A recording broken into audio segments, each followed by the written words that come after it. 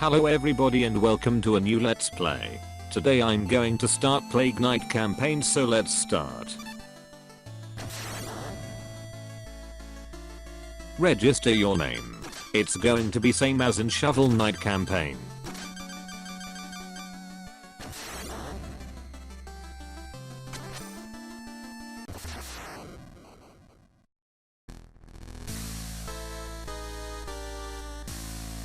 Long ago, the lands were untamed and roamed by legendary adventurers. But villainy ran rampant, and in time, even the most stalwart heroes fell.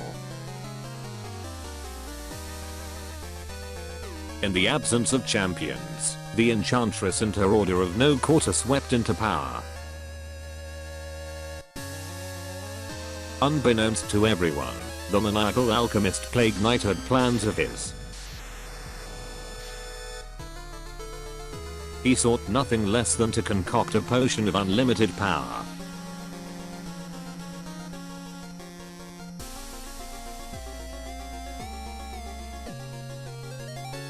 A draught so fiendishly potent that nothing he desired would be out of his reach.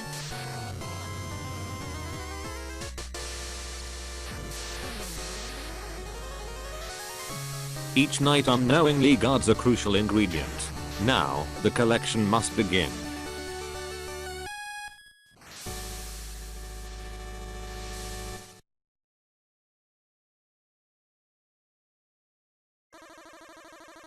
Uh-oh, the boss is on his way. We've gotta get back to the lab, fast. I don't wanna get experimented on.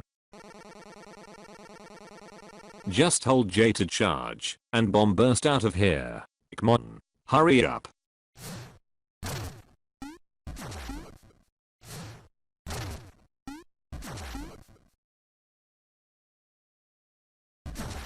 So this is Plague Knight, the playable character of this campaign.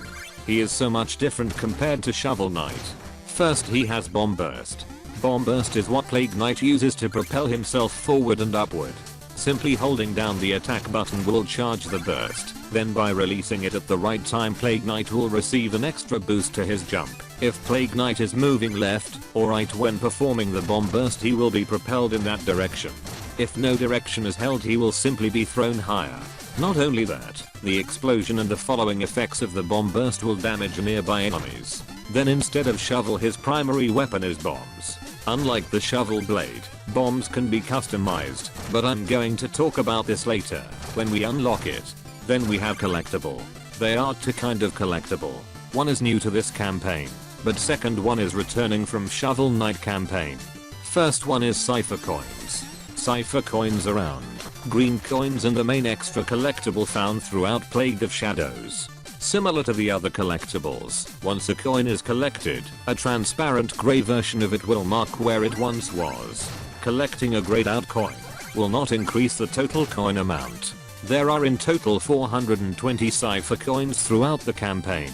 In the chest we got some health tonics. Health tonics are special potions Plague Knight can drink in Plague of Shadows. Each health tonic drank increases Plague Knight's maximum hit points by 1 green health bubble up to a limit of 20, and also refills his health by 2 hit points. If some health is missing, and the full capacity of the tonics have not been reached, each tonic will heal the wounds, and add a green bubble, albeit an empty one, up until all wounds are healed. The maximum number of green bubbles has been reached, and all of them have been filled.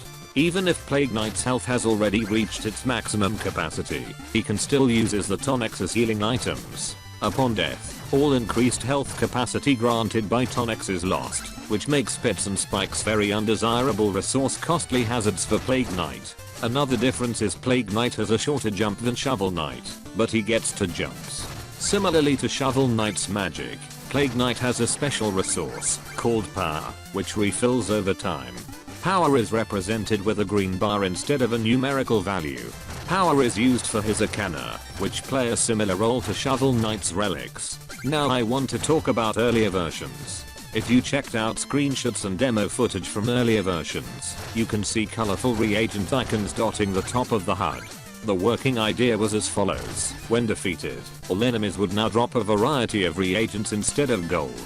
from left to right in the HUD. The broad set of categories were dirt, slime, bone, metal, magic, gem, coin, and spirit. Reagents were then divided out to all enemies, based on their theme and difficulty. Skeletons drop bones, mechanical enemies drop metal, and so on. By applying a new layer of stuff to the world, it would let the player see existing levels in a new light. Walls of dirt blocks are now ready to be gathered. A lowly skeleton that you might have skipped over previously now might be worth defeating for a critical item. So to mix them up you would use Science Hole. Just hop in the top and start crafting away. Instead of preparing for each level as a whole, now you could use each strut of level to plan what you want to craft and have a little bit of cooling down time to consider your options. Plague Knight could brew up relics, timed health upgrades, and other limited use items. Plague Knight would lose all of his constructed items and upgrades on death, floating high above waiting to be rescued or discarded forever. This means, on each retreat, you would start with no items, equipment, or upgrades. Even your maximum health would be reset. You would also need to spend gold to learn and level up individual alchemy recipes. These were the big purchases that you could make back at town. Learning a new recipe would let you craft it whenever you were at a science hole, and leveling up recipes would either be more powerful, cheaper to use, or cheaper to craft. And as you can see, everything changed. Another difference is Plague Knight is slightly slower than Shovel Knight. This slower speed allowed for a better contrast between just running and bursting. This helps make the burst feel that much more wild, while still having it be understandable. Attacking had to focus on bomb throwing like the boss fight. However, they find a way to limit the player, so you couldn't completely overwhelm enemies with bombs. On the ground they went with a standard series of 3 short projectile throws. The main gameplay balancing act here is how it completely stops the player's momentum. While the ground throw trajectory is dependable, Plague is also slower on the ground. Stopping like this is dangerous, because it can be difficult to get out of the way of an incoming enemy or attack. So it's time then to take to the air. In the air, the player throws a bomb near a 45-degree angle. These thrown bombs also plummet toward the ground at a much faster speed. This way, the player only has to focus on lining up the angle of their attack from above instead of worrying about leading their shots. While Shovel Knight's ideal method of attack was to steadily and repeatedly bounce on top of an enemy, Plague Knight's sweet spot is to line up an angle from above before rapidly letting a series of projectiles fly.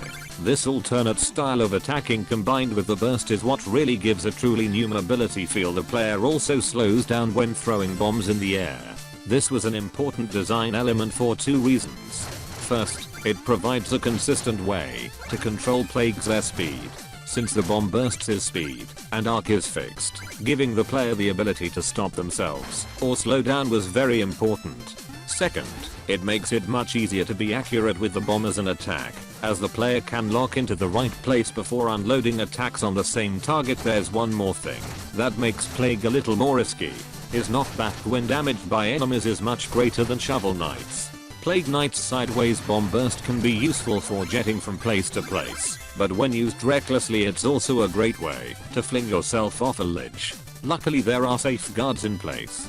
Just double jump to kill your momentum.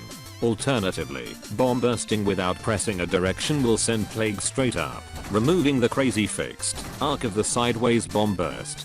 This allows a lot more control over where Plague lands, and goes even higher than the sideways bomb burst. You can use this to get up high for an aerial attack too. Sometimes you'd end up really close to making it up a nearby platform as Plague Knight. To avoid this frustration, they added a bounce that Plague Knight performs on each throw, giving him a slight bump in height.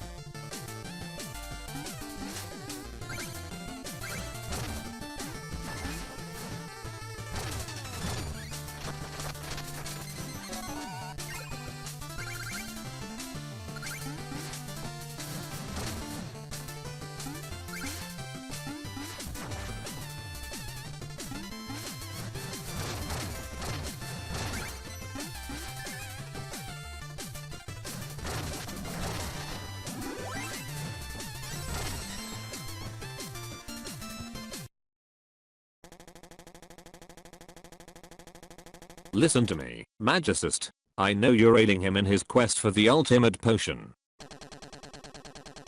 Ultimate what? I haven't seen him since he fled to join the Order of No Quarter. All chemical trickery, you can't fool me. I know he plans to use the potion to beguile you. Wait me, what are you insinuating? Oh, someone's coming. Oh, it's the panicky pushover. Is winning the Magicist's heart worth betraying your allies? Hee. What? Where in the world did you hear that? And I know how you plan to gather ingredients. The only thing worse than a deranged alchemist is a traitor. Do what you will with the order, but none threaten the enchantress and live. First boss, Black Knight.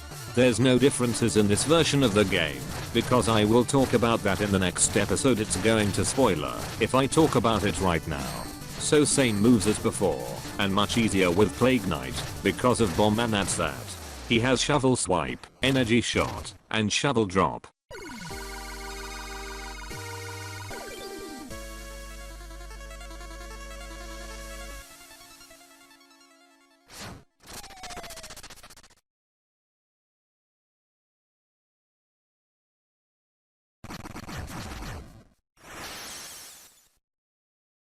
And I'm going to end the part here. I hope you enjoyed, and I will see you in next one.